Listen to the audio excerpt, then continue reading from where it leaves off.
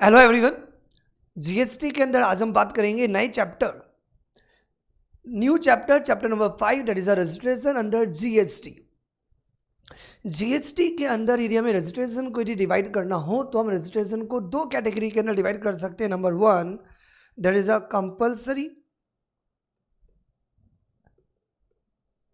Second one is a voluntary.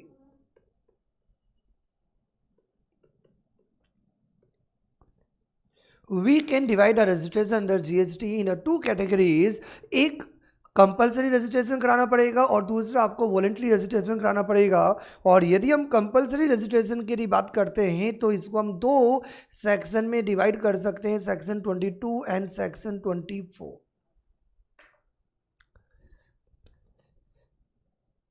आज की class के अंदर हम बात करेंगे जीएसटी के अंदर रजिस्ट्रेशन कराने के लिए कौन कौन पर्सन्स होंगे जिनको रजिस्ट्रेशन करवाना है।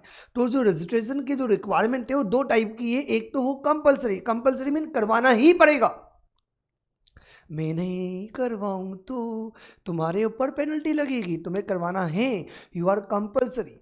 तो मींस रजिस्ट्रेशन जीएसटी के अंदर हम दो कैटेगरी के अंदर डिवाइड करते हैं। Number one is a compulsory registration, another one is a voluntary registration.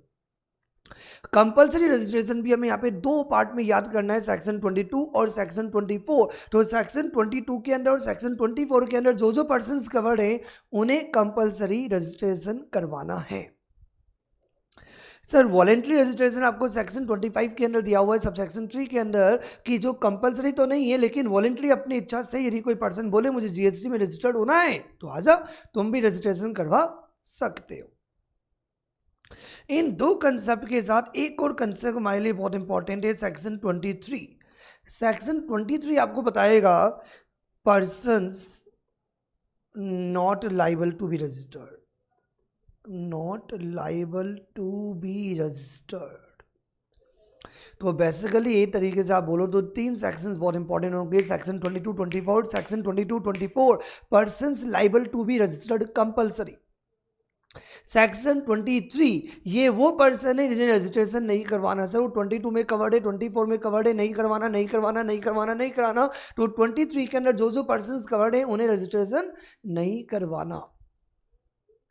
और जो person not liable to be registered है यदि वॉलेंटरी रजिस्ट्रेशन करवाना चाहता है तो करवा सकता है, हमें कोई प्रॉब्लम नहीं है। अब हम डायरेक्टली चैप्टर स्टार्ट करते हैं। तो ये समझ में आ गया होगा कि हमें पढ़ना क्या, हमें पढ़ना ये है कि कौन कौन से फर्स्ट दो पार्ट है, कंपल्सरी रजिस्ट्रेशन, वॉलेंटरी रजिस्ट्रेशन। तो पहला हमारा टारगेट होगा कि कौन कौन से वो पर्सन होंगे जिनको कंपल्सरी रजिस्ट्रेशन करवाना है। कंपल्सरी रजिस्ट्रेशन किन किन को करवाना है, सेक्शन 22 और सेक्शन 24। तो now first we start compulsory.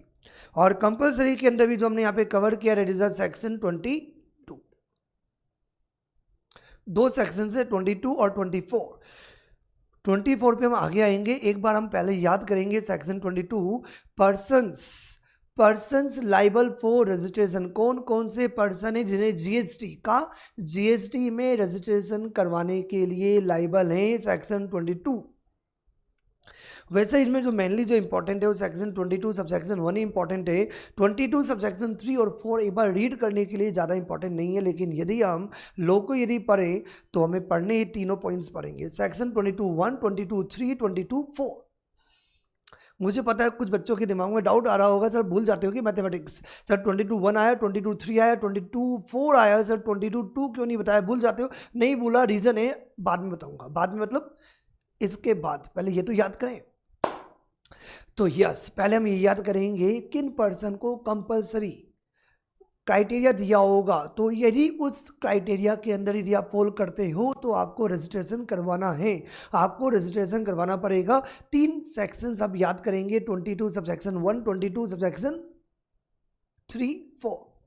22 sub section 1 आगे पढ़ेंगे, इसमें दे रखा है threshold limit. Threshold limit मतलब एक लिमिट दे रखी है, जैसे कि for example I am the supplier, मैं कोई भी गुड्स या सर्विसेज सप्लाई करता हूँ, मैं सप्लायर, मैंने कोई भी गुड्स और सर्विसेज को सप्लाई किया।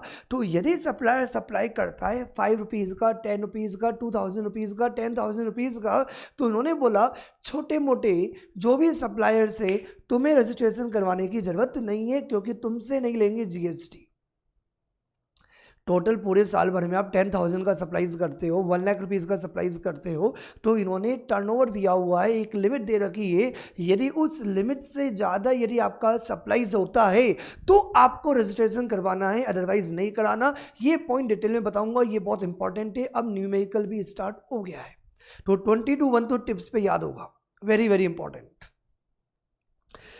सेक्शन 22 सबसेक्शन 1 के अंदर एक टर्नओवर का लिमिट दिया हुआ है। यदि किसी सप्लायर का यदि टर्नओवर उस लिमिट से ज़्यादा यदि होता है तो उसे 22 सबसेक्शन 1 के अंदर जाके कंपल्सरी रजिस्ट्रेशन करवाना पड़ेगा।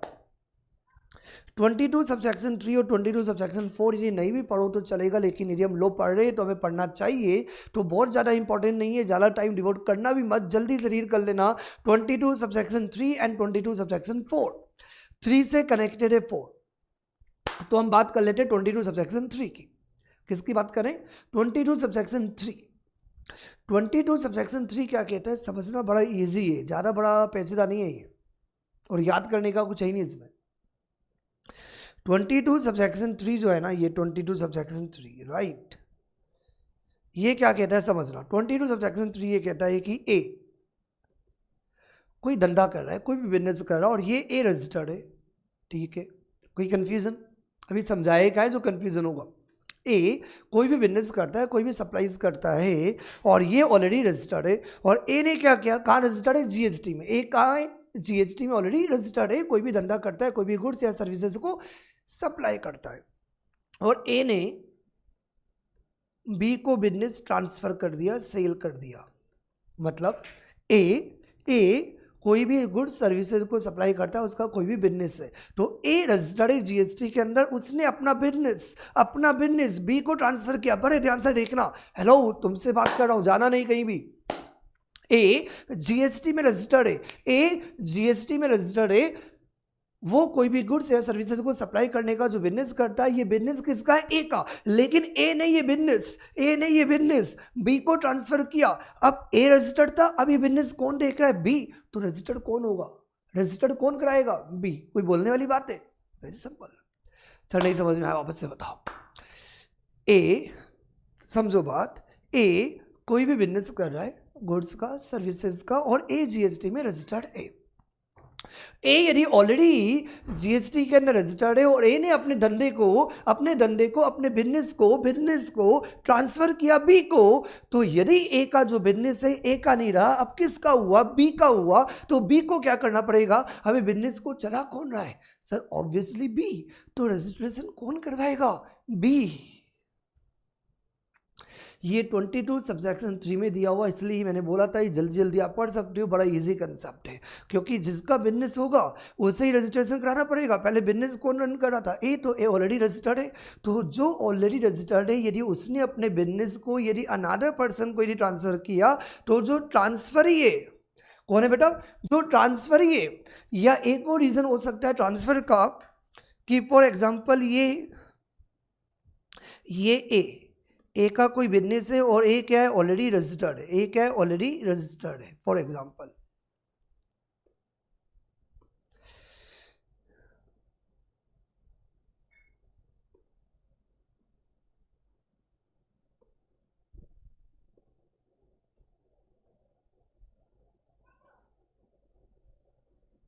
ए ऑलरेडी रजिस्टर्ड है। हाँ, मैं क्या बात कर रहा था? ए क्या है? ऑलरेडी रजिस्टर्ड है। ए ऑलरेडी रजिस्टर्ड है और उसका बिजनेस है, राइट। ए टपक गया, क्या हुआ? टपक गया। तो नाउ स्मॉल ए बोलते ही समझ में आ गया होगा। तो ए का बिजनेस, ए टपक गया, तो ए जो रजिस्टर्ड था, अब ए का जो बिजनेस है वो बिजनेस किसका हो गया? स्मॉल ए का हो गया। तो स्मॉल ए को क्या करना पड़ेगा? रजिस्ट्रेशन कराना पड़ेगा, कंपलसरी है। मीन जो भी ट्रांसफर है, जो भी सक्सेसर है, उसे नया बिजनेस में जो भी बिजनेस उसको मिल रहा है, उस बिजनेस के रिगार्डिंग उसे रजिस्ट्रेशन कराना पड़ेगा। इसका मतलब ये हुआ कि यदि कोई पर्सन जो जीएसटी में रजिस्टर्ड है, यदि वो पर्सन बिजनेस ट्रांसफर करता है, ट्रांसफर करता है, उस बिजनेस को जो एक्वायर कर रहा है, जो बिजनेस को ले रहा है, जिसे हम क्या बोलेंगे? ट्रांसफरी। सर ये वर्ड समझ नहीं आ रहा, जनरल है बेटा। ए हुआ ट्रांसफर, ए हुआ ट्रांसफर, जिसे ट्रांसफर किया गया business that is a B, तो बी को क्या बोला जाएगा? ट्रांसफरी। तो अब ये बिजनेस जिस पर्सन को ट्रांसफर किया जाएगा, पहले ए रजिस्टर्ड था क्योंकि पहले ए उस बिजनेस को रन कर रहा था, अभी बिजनेस को कौन रन कर रहा है? स्मॉल ए और बी। तो ये जो भी स्मॉल ए या बी जो भी ट्रांसफरी और सक्सेसर है, उसे क्या करना पड़ेगा? From the date of transfer, from the date of succession, उसे जीएसटी में रजिस्ट्रेशन कराना पड़ेगा कंपलसरी। ये 22 सबसेक्शन 3। जीएसटी पढ़ने में बहुत मज़ा आता है, आई लव जीएसटी, और ये चैप्टर तो बहुत इंटरेस्टिंग है, बड़ा मज़ा आने वाला है। देखो 22(1) बहुत इंपॉर्टेंट है, वो न्यूमेरिकल के पॉइंट से इंपॉर्टेंट है, वो टिप्स पे आपको वैसे भी याद करना है, रात के 4 बजे या 5 बजे भूलने नहीं दूंगा 22(1) को, तो मेरा वादा है। हम इसके बाद 22(1) पे ही आने वाले हैं। तो ये 22 सबसेक्शन में एक लिमिट दे रखी है, उस लिमिट से ज़्यादा यदि आपका टर्नओवर होगा तो आपको रजिस्ट्रेशन कराना पड़ेगा 22(1) में। 22(3) में किसकी बात की जा रही है? 22(3) में किसकी बात की जा रही है? जब रजिस्टर्ड पर्सन, एक बार लैंग्वेज भी पढ़ लेते हैं जिससे प्रॉब्लम ही नहीं हो। Where a business carried on by any taxable person registered, मतलब यदि कोई पर्सन ऑलरेडी रजिस्टर्ड है और वो रजिस्टर्ड पर्सन अपने बिजनेस को ट्रांसफर कर देता है, चाहे कोई भी रीजन हो, सक्सेशन हो या any reason, to another person as a going concern, then the transferee और successor is liable to be registered, is liable to be registered कब से? from the date of the transfer और succession। मैंने बोला था कि 22 सबसेक्शन 3 से ही connected है 22 सबसेक्शन 4। 22 सबसेक्शन 4 बोलता है कि जनरली 3 बोलता है ट्रांसफर, तो ट्रांसफर का एक रीजन ऐसा भी हो सकता है, for example this is a limited merged with B limited। जब हम सीआर के अंदर पार्ट ए पढ़ लेंगे मर्जर का, तब तुम्हें और ज़्यादा समझ में आएगा, लेकिन हमें जो वैसे भी जीएसटी पढ़ना है, मर्जर तो पढ़ना नहीं है, लेकिन फिर भी ये ए लिमिटेड है, A limited merged with B limited. वापस से समझना, बात इंटरेस्टिंग है बहुत। ये ए लिमिटेड 22(3) जनरली बात कर रहा था, 22(4) बोल रहा है only merger amalgamation D merger की बात करता है। मर्जर अमालगमेशन डी मर्जर की वजह से यदि कोई बिजनेस ट्रांसफर हो रहा है, ये ए लिमिटेड है। Now A limited merged with, ध्यान से देखना, A limited merged with B limited. जब ए लिमिटेड बी लिमिटेड के साथ मर्ज्ड हुई तो ए लिमिटेड, सर ये क्या कर रहे हो, खत्म, डिजोल्व, तो नाउ कंटिन्यू बी लिमिटेड। तो बी लिमिटेड को रजिस्ट्रेशन कराना पड़ेगा, ये तो हमें पता ही है। ये जो बी लिमिटेड जो अमालगमेटेड कंपनी है, जो ट्रांसफरी कंपनी है, इसे रजिस्ट्रेशन कब से कराना पड़ेगा? ये इसलिए अलग से दिया हुआ है क्योंकि मर्जर डी मर्जर के लिए कंपनीज एक्ट 2013 एप्लीकेबल होता है, और कंपनीज एक्ट 2013 ये कहता है कि वो मर्जर तभी वैलिड होगा क्योंकि जब ए लिमिटेड को बी लिमिटेड के साथ मर्ज करोगे या डी मर्जर होगा, तो मर्जर या डी मर्जर करने के लिए कंपनीज एक्ट में दिया हुआ है एनसीएलटी की अप्रूवल लेनी पड़ती है। क्या करना पड़ता है? तुमसे बात कर रहा हूं बेटा, एनसीएलटी की अप्रूवल लेनी पड़ती है। किसकी अप्रूवल लेनी पड़ती है? एनसीएलटी। पहले आता था हाई कोर्ट, कंपनीज एक्ट 2013 से पहले हाई कोर्ट का अप्रूवल लेना पड़ता था मर्जर करने के लिए। अब मर्जर करने के लिए हाई कोर्ट नहीं है, एनसीएलटी है। तो दो कंपनी का मर्जर होगा या डीमर्जर होगा, तो कंपनीज एक्ट बोलता है आपको क्या करना है, एनसीएलटी की अप्रूवल लेनी है। किसकी अप्रूवल लेनी है? तो जिस दिन एनसीएलटी की अप्रूवल होंगी वो वाला डेट नहीं होगा, पहले एनसीएलटी का अप्रूवल आएगा मर्जर का, फिर वो एनसीएलटी का ऑर्डर आरओसी के अंदर रजिस्टर्ड होगा। जब आरओसी रजिस्टर्ड करेगा तो वो इफेक्टिव डेट है, उस दिन से, मतलब पहले एनसीएलटी का ऑर्डर आया, वो एनसीएलटी का ऑर्डर आरओसी के अंदर रजिस्टर्ड होगा, तो फिर आरओसी उसे रजिस्टर करेगा। तो वो वाली जो डेट होगी जिस दिन एनसीएलटी ने ऑर्डर दिया ना, एनसीएलटी ने पहले ऑर्डर दिया मर्जर करने का, वो एनसीएलटी का ऑर्डर आरओसी के अंदर फाइल होगा, आरओसी में फाइल होगा। तो जिस दिन आरओसी के अंदर फाइल होगा, आरओसी रजिस्टर करेगा, वो वाली जो डेट होगी उस दिन ये जो अमालगमेटेड ट्रांसफरी कंपनी है उसे क्या करना होगा, जीएसटी में रजिस्ट्रेशन करवाना पड़ेगा। सर आपने बोला था इराजत की बात बताऊंगी जब आपका ये 22,134 कंप्लीट होगा। राज की बात है 22 सबसेक्शन 2 मैंने क्यों नहीं बताया, उसका रीज़न बता देता हूँ कि 22 सबसेक्शन 2 रेलिवेंट नहीं है। अब फिर भी एक बार तुम लोगों की नॉलेज के लिए 22 सबसेक्शन 2 में ये दिया हुआ है कि जो पर्सन 1 जुलाई 2017 जीएसटी कब आया था, 1 जुलाई को आया, अपॉइंटेड डे। तो जिस दिन आपका जीएसटी आया तो 1 जुलाई 2017 जब GST came to the force, तो जिस दिन GST came to the force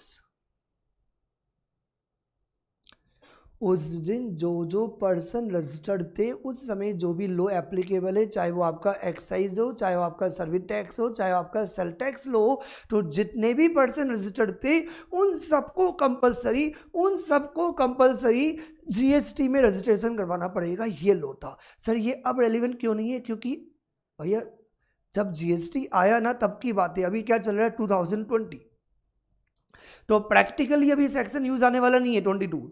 ये 22 सबसेक्शन 2 इसलिए हम पढ़ते नहीं है, नहीं भी पढ़े तो चलेगा, फिर भी नॉलेज के लिए मैंने बता दिया कि 22 सबसेक्शन 2 में क्या बात है कि जिस दिन जीएसटी आया उस दिन आप किसी भी लो में रजिस्टर्ड थे तो वो सारे, मतलब चाहे एक्साइज में रजिस्टर्ड हो, चाहे आप सर्विस टैक्स में रजिस्टर्ड हो, चाहे वो आप सेल टैक्स में रजिस्टर्ड हो, तो वो सारे पर्सन्स को क्या करना पड़ेगा, जीएसटी के अंदर कंपलसरी रजिस्ट्रेशन करवाना पड़ेगा।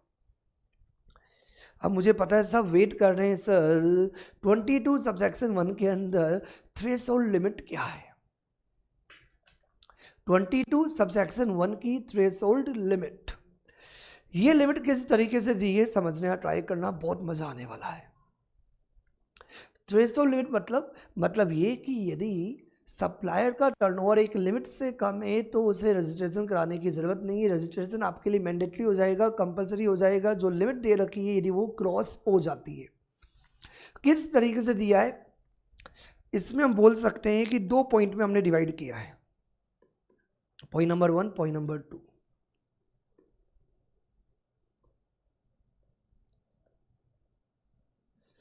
Point number 1, point number 2, 2 point के अंदर हमने डिवाइड कर दिया। नंबर 1, इन स्पेशल कैटेगरी स्टेट, क्या लिखा है मैंने, इन स्पेशल कैटेगरी स्टेट। वैसे स्पेशल कैटेगरी स्टेट का मीनिंग अलग है, लेकिन for the purpose of GST and for this chapter registration, यहाँ पे स्पेशल कैटेगरी स्टेट के अंदर इन्होंने 4 स्टेट को कवर किया है। कितने, 4। इन special category state 4, Manipur, Mizoram, Nagaland, Tripura. 4 लिख लेना, मैंने जानबूझ के यहाँ पे लिखा नहीं, मैं चाहता तो नोट्स के अंदर लिख सकता था एम फॉर मणिपुर, मिजोरम, मैंने जानबूझ के नहीं लिखा। सर क्यों नहीं लिखा, जब तुम मुझे सुनोगे तो अपनी नोट्स के अंदर लिखना पड़ेगा। मैं नहीं चाहता कि मेरे नोट्स 100% कंप्लीट हो, कुछ पार्ट मेरी वीडियो का भी इंपॉर्टेंट हो जो तुम्हारे लिए सुनना बहुत ज़रूरी है, जो तुम्हारे नोट्स को कंप्लीट करता हो। तो यहाँ पे क्या है कि कौन से पर्सन थ्रेशोल्ड लिमिट के अकॉर्डिंग लाइबल होंगे रजिस्ट्रेशन कराने के लिए, स्पेशल कैटेगरी स्टेट। कौन से, 4 स्टेट। कितने, 4। बोलो तुम्हें बोलना है बेटा, मैं तुम्हें देख रहा हूँ, बोलो घूरो मत मेरे को, सुनो बोलो। कौन से, MMNT, M Manipur, M Mizoram, N Nagaland, T for Tripura. यदि इन स्टेट के अंदर यदि आप टैक्सेबल सप्लाई करते हो, यदि इन स्टेट के अंदर यदि आप प्लेस ऑफ बिजनेस यदि रन करते हो, यदि इन स्टेट से यदि आप सप्लाईज करते हो, कौन से, मणिपुर, मिजोरम, नागालैंड और त्रिपुरा, यदि इन स्टेट से यदि आपकी सप्लाईज होती है, इन स्टेट में यदि आपका प्लेस ऑफ बिजनेस है, then you are liable to be registered यदि आपका एग्रीगेट टर्नओवर, यदि आपका aggregate turnover in the financial year is more than ₹10 lakh. Sir ये क्या कर रहे हो, 4 मणिपुर, मिजोरम, नागालैंड, त्रिपुरा। मणिपुर, मिजोरम, नागालैंड, त्रिपुरा, यदि इन 4 स्टेट से यदि आप सप्लाईज करते हो, इन 4 स्टेट के अंदर यदि आपका प्लेस ऑफ बिजनेस है और aggregate turnover in the financial year is more than 10 lakh rupees, aggregate turnover क्या बेटा, aggregate turnover in the financial year is more than 10 lakh rupees, तो आपको क्या करना पड़ेगा, liable to be registered in special category state. 4 state के लिए, कितने के लिए, 4, तो 4 के लिए आपने बना दिया, तो बाकी के लिए ये वाला पॉइंट एप्लीकेबल हो गया। बाकी मतलब 4 स्पेशल कैटेगरी स्टेट के अलावा अदर स्पेशल कैटेगरी स्टेट और एनी अदर स्टेट और यूटीज जो भी है, उन सारे स्टेट और यूटीज के लिए इन 4 के अलावा मतलब मणिपुर के अलावा, मिजोरम के अलावा, नागालैंड के अलावा, त्रिपुरा के अलावा, यदि आप जयपुर में, दिल्ली में, मुंबई में, कोलकाता में, बेंगलोर में, मणिपुर नहीं है, मिजोरम नहीं है, नागालैंड नहीं है, त्रिपुरा नहीं है, यदि इन 4 स्टेट के अलावा यदि आप किसी भी स्टेट के अंदर यदि आपका प्लेस ऑफ बिजनेस है, यदि वहां से यदि आप सप्लाईज करते हो, तो देन अगेन हमने क्या किया, उसे 2 कैटेगरी के अंदर डिवाइड किया, क्योंकि इसमें नोटिफिकेशन आया था, इसलिए ये सेकंड पॉइंट के लिए नोटिफिकेशन आपको याद रखना पड़ेगा। मैं थोड़ा इजी वे में बताता हूँ पहले, फिर इसको पूरा डिटेल में हम समझ लेंगे। ये समझ में आ गया, 2 पार्ट में डिवाइड किया, special category state Manipur, Mizoram में क्लास में याद करा के जाऊँगा बेटा, जाऊँगा ही नहीं जब तक तुम्हें याद नहीं होगा। रात में 4 हो या 3 हो, हमेशा याद रहेगा तुम लोगों को। 2 कैटेगरी के अंदर डिवाइड करना है, 2 कैटेगरी के अंदर सेक्शन 22 सब सेक्शन 1, 2 कैटेगरी के अंदर डिवाइड करना है। यदि आपका प्लेस ऑफ बिजनेस यदि जहाँ से आप सप्लाईज करते हो, यदि वो बिजनेस आपका कहाँ है जहाँ से आप सप्लाईज कर रहे हो, मणिपुर, मिजोरम, नागालैंड, त्रिपुरा, मणिपुर, मिजोरम, नागालैंड, त्रिपुरा, इन 4 स्टेट से यदि आप सप्लाईज करते हो, तो देन आपका एग्रीगेट टर्नओवर, क्या बेटा, aggregate turnover in the financial year, aggregate turnover in the financial year 10 lakh rupees से ज़्यादा है, तो आपको क्या करना पड़ेगा, रजिस्ट्रेशन करवाना मैंडेटरी है, रजिस्ट्रेशन करवाना कंपलसरी है, रजिस्ट्रेशन करवाना पड़ेगा। इन 4 स्टेट के अलावा जितने भी स्टेट है, पूरा इंडिया देखो एक बार आप, कितना बड़ा इंडिया है। इन 4 स्टेट के अलावा जितने भी आपके अदर स्टेट है, अदर यूटीज हैं, उन सारे अदर स्टेट और यूटीज के लिए यदि फाइनेंशियल ईयर में आपका एग्रीगेट टर्नओवर, यदि फाइनेंशियल ईयर में यदि आपका एग्रीगेट टर्नओवर 20 लाख से ज़्यादा है, पहले ऐसे याद करो, 2 लिमिट है, 10 और 20, 2 लिमिट है। फिर तुमसे बात कर रहा हूँ, मेरे साथ याद करो, मणिपुर, मिजोरम, नागालैंड, त्रिपुरा, इसके लिए फाइनेंशियल ईयर में एग्रीगेट टर्नओवर यदि 10 लाख से ज़्यादा हुआ तो आपको कंपल्सरी रजिस्ट्रेशन करवाना पड़ेगा। इन 4 के अलावा जितने भी आपके अदर स्टेट और यूटीज हैं, उनके लिए आपको लिमिट याद करनी है, कितनी बेटा, मैं तुमसे बात कर रहा हूँ, कितनी लिमिट, 20 लाख, कितनी लिमिट, 20 लाख, कितनी लिमिट, 20 लाख। और यदि फाइनेंशियल ईयर के अंदर यदि आपका एग्रीगेट टर्नओवर 20 लाख से ज़्यादा है, कितना, 20 लाख से ज़्यादा है, 20 लाख से ज़्यादा है, तो आपको क्या करना पड़ेगा, कंपलसरी रजिस्ट्रेशन कराना पड़ेगा। रजिस्ट्रेशन मैंडेटरी होगा, रजिस्ट्रेशन करवाना कंपलसरी है। इस सेक्शन 22 सब सेक्शन 1 के साथ एक नोटिफिकेशन आया था 2019 में, वो ये बोलता है, अब सुनना बात ध्यान से,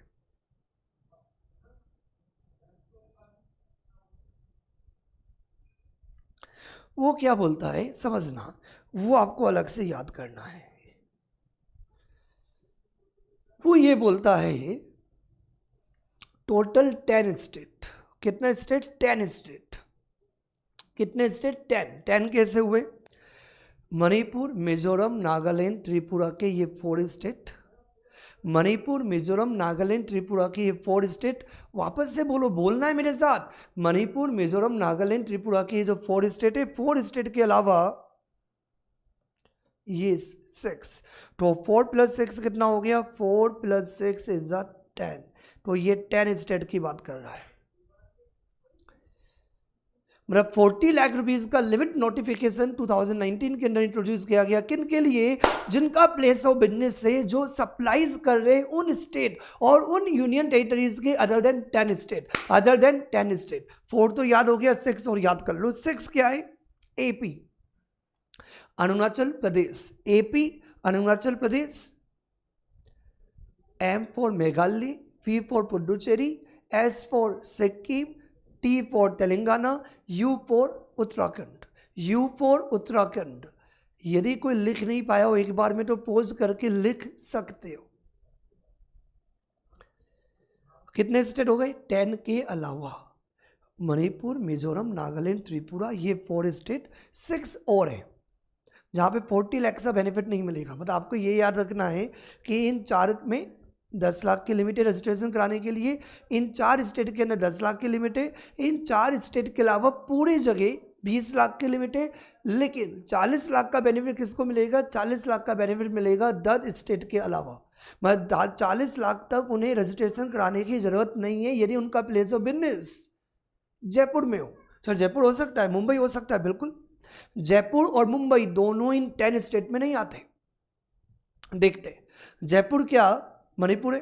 सर क्या मजाक कर रहे हो? मिजोरम है, नागालैंड है, त्रिपुरा है, अरुणाचल प्रदेश है, मेघालय, पुडुचेरी है, सिक्किम है, तेलंगाना है, उत्तराखंड है। नो, इसका मतलब ये कि यदि कोई बंदा जयपुर से यदि प्लेस ऑफ बिजनेस ए, पहली requirement any state other than 10 state. दूसरी रिक्वायरमेंट इंट्रा स्टेट सप्लाईज करता हो। क्या सप्लाई करता हो? इंट्रा स्टेट सप्लाई करता हो। बेटा तुमसे बात कर रहा हूं। पहली रिक्वायरमेंट उसका प्लेस ऑफ बिजनेस वो सप्लाईज करता हो इन 10 स्टेट के अलावा, ओनली इंट्रा स्टेट सप्लाईज करता हो, ओनली गुड्स की सप्लाई करता हो। जिनमें ट्यूटोरियल्स कवर्ड नहीं हुआ, जयपुर में तो हैं हम, 10 स्टेट के अलावा तो हैं हम।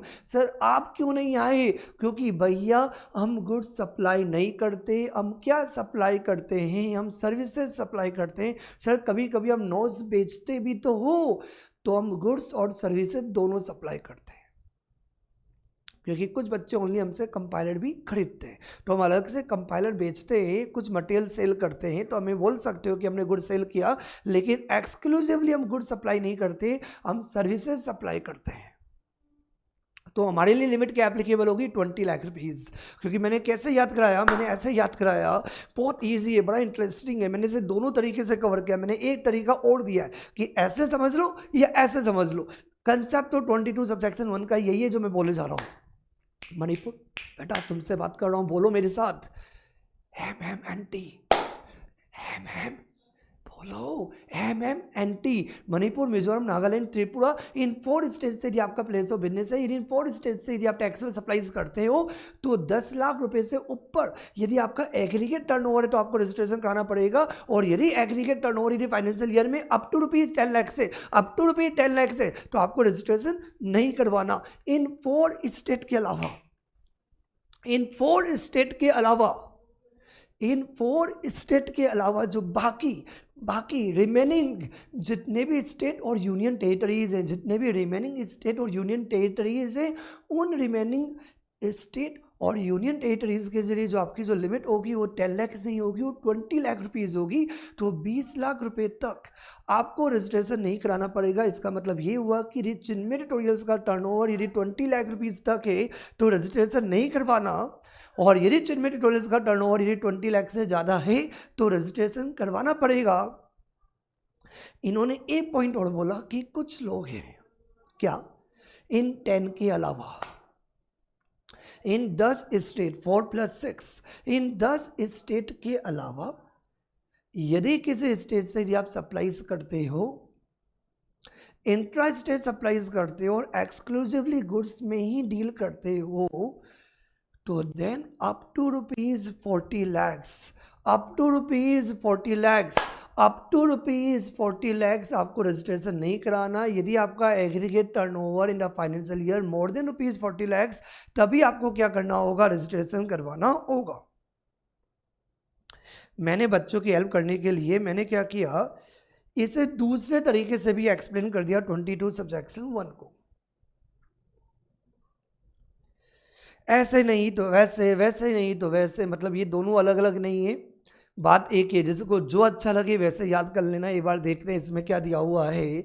यदि आप सप्लाईज करते हो, चाहे गुड्स की सप्लाईज करो, मैंने कहीं लिखा थोड़ी है यहाँ पे, तो इसका मतलब यहाँ पे गुड्स भी आ गया, सर्विसेज भी आ गया, बोथ भी आ गया, दोनों ही आ गया। मतलब ये कि यदि आप मणिपुर, मिजोरम, नागालैंड, त्रिपुरा, अब तक तो याद भी हो गया होगा, रात में 2 बजे ही पूछूंगा तो भूलने नहीं दूंगा, ये भूलने नहीं दूंगा, याद करा के जाऊंगा। यस, मणिपुर, मिजोरम, नागालैंड, त्रिपुरा, इन 4 स्टेट से यदि आप टैक्सेबल सप्लाईज यदि करते हो तो क्या दिया हुआ है, एग्रीगेट टर्नओवर यदि फाइनेंशियल ईयर में मोर देन ₹10 लाख है तो आपको क्या करना होगा, रजिस्ट्रेशन करवाना पड़ेगा, अदरवाइज रजिस्ट्रेशन की कोई भी रिक्वायरमेंट नहीं है। इन AP Arunachal Pradesh, M for Meghalaya, P for Puducherry and S for Sikkim, T for Telangana, U for तुम U फॉर बोलो ना, बोलते नहीं हो यार, U फॉर उत्तराखंड। इसके लिए क्या होगा, 40 लाख वाली लिमिट आ ही नहीं सकती, 40 वाली लिमिट आती है अदर देन 10, तो इनके लिए भी 20 लाख वाली लिमिट ही एप्लीकेबल होगी। तो यहाँ पे क्या दिया है, aggregate turnover in the financial year more then ₹20 lakh, तो इनको क्या करना पड़ेगा, कंपलसरी रजिस्ट्रेशन करवाना पड़ेगा। इन अदर स्टेट का मतलब क्या हुआ, इन अदर स्टेट का मतलब ये हुआ कि अदर देन 10 स्टेट। तो 10 कैसे हुआ, ये 4 है, ये कितने 6 है, तो 4 + 6 मतलब 10 स्टेट के अलावा जितने भी आपके अदर स्टेट हैं, उन अदर स्टेट के लिए जो आपकी लिमिट एप्लीकेबल होगी, नॉर्मली आप बोल सकते हो नॉर्मली लिमिट कितनी एप्लीकेबल होगी, 20 लाख रुपीस की लिमिट एप्लीकेबल होगी। लेकिन क्या, यदि इंट्रा स्टेट सप्लाईज करते हो और एक्सक्लूसिवली गुड्स में डील करते हो तो जो लिमिट है वो होगी, कितनी होगी लिमिट, यदि एग्रीगेट टर्नओवर फाइनेंशियल ईयर के अंदर यदि आपका 40 लाख रुपीस से ज़्यादा है तभी आपको रजिस्ट्रेशन करवाना पड़ेगा, अदरवाइज आपको रजिस्ट्रेशन नहीं कराना होगा। और ये वाला जो कंसेप्ट है ये सेक्शन 22 सब सेक्शन 1 का पार्ट नहीं है, it is a part of notification number. ये जो हमने कंसेप्ट कवर किया है सेक्शन 22 सब सेक्शन 1 में कहीं भी नहीं है, दिस इज मेंशन और covered in the notification number. तो एक काम करते हैं, पूरा नोटिफिकेशन भी एक बार देख लेते हैं कि नोटिफिकेशन में क्या दिया हुआ है। नोटिफिकेशन नंबर 10/2019, ये नोटिफिकेशन आया था 7 मार्च 2019, मतलब एक तरीके से आप बोल सकते हो बिफोर 7 मार्च 2019 ओनली 2 लिमिट हुआ करती थी। उस समय स्पेशल कैटेगरी स्टेट के मतलब अलग थे, अब पुरानापन जाएंगे नहीं, 10 लाख और 20 लाख रुपीस की 2 लिमिट हुआ करती थी।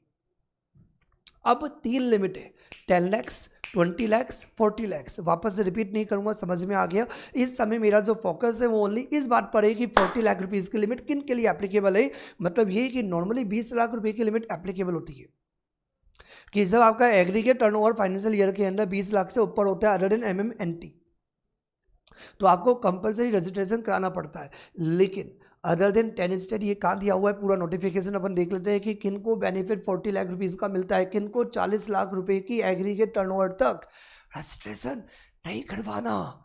तो देखिए क्या दिया हुआ है, notification 10/2019 CBIC has provided exemption in the powers given for the person exclusively engaged in the supply of goods। का मतलब ये कि यदि आप सर्विसेज प्रोवाइड नहीं करो तभी आपको 40 लाख का बेनिफिट मिलेगा। सर थोड़ा सा सर्विसेज दे दूं बेटा, मैंने बोला exclusively only goods. Sir mainly goods करता हूँ, सर थोड़ा सा सर्विस दे दिया, 1 रुपए का भी सर्विस नहीं देते हो, 1 रुपए का भी सर्विस नहीं देते हो, ओनली गुड्स वालों के लिए बेनिफिट है भैया। माल बेचते हैं, सिर्फ माल बेचते हैं, कोई सर्विस नहीं देते। सर माल बेचने के साथ सर्विसेज भी दे दी, फॉर एग्जांपल मोबाइल बेचने वाला वारंटी भी प्रोवाइड करता है अलग से, रिपेयरिंग का भी सर्विसेज प्रोवाइड करता है सेपरेटली। तो ये उन पर्सन्स के लिए एप्लीकेबल नहीं होगा, ये सिर्फ उन्हीं पर्सन्स के लिए एप्लीकेबल होगा जो ओनली गुड्स में डील करता है। For the person exclusively engaged in the supply of goods having an aggregate turnover of 40 lakh rupees from obtaining registration, क्योंकि नॉर्मल लिमिट थी 20 लाख रुपए की, तो इन्होंने बोला कि यदि आप ओनली गुड्स में डील करते हो, यदि आप ओनली गुड्स में ही डील करते हो एक्सक्लूसिवली, तो आपको 40 लाख रुपए तक रजिस्ट्रेशन की कोई भी रिक्वायरमेंट नहीं है, यू आर एग्जेम्प्टेड। लेकिन आगे दिया गया above exemption is not available, जो 24 के अंदर कवर्ड हो गए, मतलब किन किन को ये एग्जाम्शन नहीं मिलेगी, मतलब कौन से एग्जाम्शन, 40 लाख रुपए का जो बेनिफिट है किन किन पर्सन के लिए एप्लीकेबल नहीं है, जो 24 के अंदर कवर्ड हो गए। क्योंकि यदि पहली बात ये एग्जाम्शन कहाँ है, 22(1) की एग्जाम्शन है, तो 22(1) की एग्जाम्शन मिल जाएगी। लेकिन यदि आप 24 के अंदर यदि कवर्ड हो गए तो 24 के अकॉर्डिंग यदि आपको कंपलसरी रजिस्ट्रेशन कराना है तो तब तो आपको कंपलसरी कराना ही पड़ेगा। तो 22(1) का बेनिफिट लेने से फायदा क्या है। यदि आपका ऐसे बोला जाए मम्मी या पापा दोनों में से भी यदि आपको कोई बोल दे तो ये काम करना पड़ेगा, तो मैं बोल दूं कि यदि पापा ने बोल दिया तो फिर मम्मी एग्जेम्प्ट करे या ना करे कोई फर्क नहीं पड़ता, पापा ने बोल दिया मतलब पापा ने बोल दिया, तब तो आपको काम करना ही पड़ेगा। वैसे यहाँ पे दिया हुआ है कि यदि आप सेक्शन 24 में कवर्ड हो गए तो आपको कंपलसरी रजिस्ट्रेशन कराना है, तो 22(1) के अंदर एग्जाम्शन की कोई बात आएगी नहीं, क्योंकि 22(1) के अंदर यदि आपको एग्जाम कर भी नहीं तो क्या फायदा, क्योंकि 24 के अंदर आप कवर्ड हो। तो यहाँ पे 40 लाख का बेनिफिट सिर्फ उन्हीं को मिलेगा जो 24 के अंदर कवर्ड नहीं है।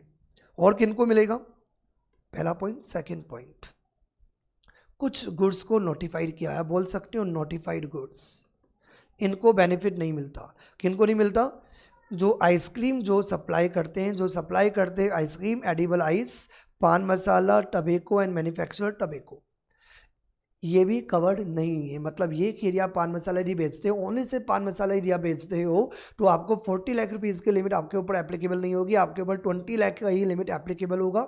और यदि MMNT के अंदर यदि आप बिजनेस करते हो तो आपके ऊपर 10 लाख का लिमिट एप्लीकेबल होगा, 40 लाख का बेनिफिट नहीं मिलेगा।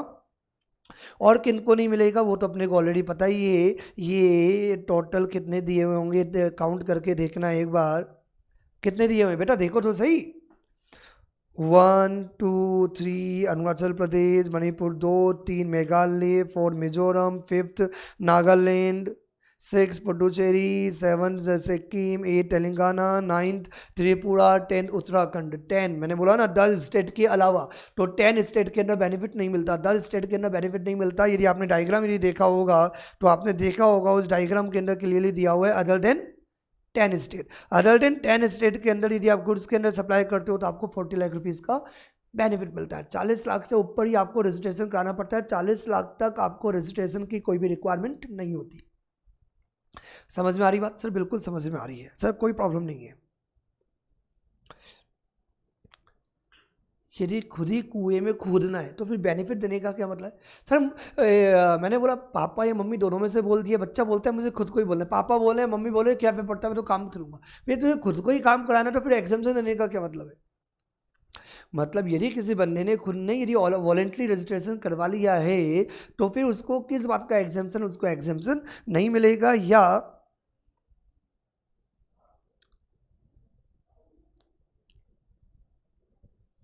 या जो person registered person intending to continue their existing registration. दो बातें, यदि आप वॉलेंट्री ऑलरेडी मतलब वॉलेंट्री रजिस्ट्रेशन यदि आपने ऑब्टेन कर लिया है, या ऑलरेडी यदि आप रजिस्टर्ड हो और रजिस्ट्रेशन को कंटिन्यू करना चाहते हो तो उनको ये 40 लाख का बेनिफिट नहीं मिलेगा। ये कंसेप्ट क्या कहना चाह रहा है, कंसेप्ट ये कहना चाह रहा है कि 20 लाख का टर्नओवर था और 20 लाख की वजह से आप एक बार रजिस्टर्ड हो गए और अब आप कंटिन्यू करना चाहते हो अपने रजिस्ट्रेशन को, तो यदि आपका 30 लाख का टर्नओवर भी है तो आपका रजिस्ट्रेशन ऑलरेडी है तो कोई वाला पॉइंट एप्लीकेबल नहीं होगा। तो 40 लाख रुपीज़ वाली लिमिट आपकी एप्लीकेबल नहीं होगी, 40 लाख रुपए वाली लिमिट तभी एप्लीकेबल होगी जब ये पॉइंट एप्लीकेबल नहीं होंगे। मतलब ये exemption is not available to following persons.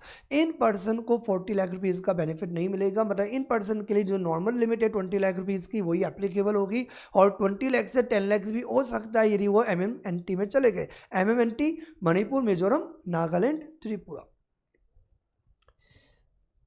एक लास्ट और कंप्लीट कर लेते हैं पूरा, वैसे समझ में आ गया, थोड़ी सी फॉर्मेलिटी कर लेता हूँ जिससे कि लैंग्वेज की प्रॉब्लम नहीं हो। वैसे मुझे पता है जो मैंने चार्ट बनाया उससे आपको ये पूरा कंसेप्ट क्लियर हो गया होगा, फिर भी एक बार फॉर्मेलिटी के लिए ओनली 1 मिनट लास्ट। क्या दिया हुआ था लॉ के अंदर? लॉ की लैंग्वेज पे भी फोकस करना बहुत जरूरी है। तो 22 सबसेक्शन 1 में क्या दिया हुआ है? Every supplier may be goods, may be services और मे बी बोथ। क्योंकि गुड्स वाली बात ना तो 10 लाख में लिखा हुआ है ना 20 लाख में लिखा हुआ है, सिर्फ 40 लाख रुपीज़ के अंदर लिखा हुआ है कि आप ओनली गुड्स में डील करते हो। बात समझ में आ रही है? तो every supplier in the state और UT other than special category state. Special category state मतलब MMNT। तो MMNT के अलावा जितने भी अदर स्टेट और यूटीज है, जनरली 22 सबसेक्शन 1 क्या बोलता है, यदि एग्रीगेट टर्नओवर फाइनेंशियल ईयर के अंदर 20 लाख से ज़्यादा हुआ तो आपको क्या करना पड़ेगा, लाइबल टू बी रजिस्टर्ड। अब लाइबल हो कंपल्सरी रजिस्ट्रेशन कराने के लिए कहाँ पे, उस स्टेट में जहाँ से आप सप्लाईज करते हो। जैसे कि मैं जयपुर से सप्लाईज करता हूँ, चाहे मैं मुंबई के अंदर सप्लाई करता हूँ, दिल्ली में सप्लाई करता हूँ, उससे कोई फर्क नहीं पड़ता। मैं सप्लाईज कहाँ से करता हूँ, जयपुर से, तो मुझे रजिस्ट्रेशन कहाँ कराना पड़ेगा, राजस्थान के अंदर मुझे कंपलसरी रजिस्ट्रेशन कराना पड़ेगा यदि मेरा aggregate turnover in the financial year 20 lakh से ज़्यादा हुआ तो। Provided that if the person make the taxable supplies from any of the special category state, that is a MMNT, तो वो liable to be registered तभी होगा जब उसका aggregate turnover in the financial year more than rupees 10 lakhs। मुझे उम्मीद है ये पूरा जो कंसेप्ट है आपका कि 22 सबसेक्शन 1 थ्रेशोल्ड लिमिट क्या होगी जब पर्सन लाइबल होगा, 22 सबसेक्शन 3, 22 सबसेक्शन 4, ये पूरा कंसेप्ट आपको समझ में आ गया होगा। अब स्टूडेंट को सिर्फ एक ही डाउट है, क्या डाउट है, एग्रीगेट टर्नओवर। लेकिन ये इस क्लास में नहीं लेंगे, ये अपन आगे कंटिन्यू करेंगे कि what do you mean by the aggregate turnover. Have a good day to all of you.